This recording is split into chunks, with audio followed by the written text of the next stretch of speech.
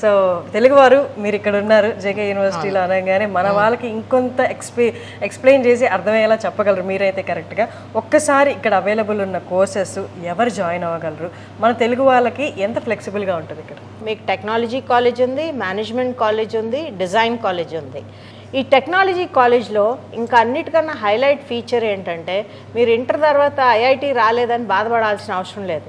మీరు కనుక ఇక్కడ ఇంజనీరింగ్ చదువుతా అంటే మీకు ఐఐటికి వెళ్ళే స్కోప్ ఉంది. డిజైను ఇవన్నీ చాలా ఫ్యూచర్లో అవార్డు విన్నింగ్. మన హైదరాబాద్ మెట్రోకి కొన్ని డిజైన్లు చేశారు వీళ్ళు, వాటికి అవార్డ్స్ కూడా వచ్చినాయి. అలాంటి కాలేజెస్ ఉన్నాయి.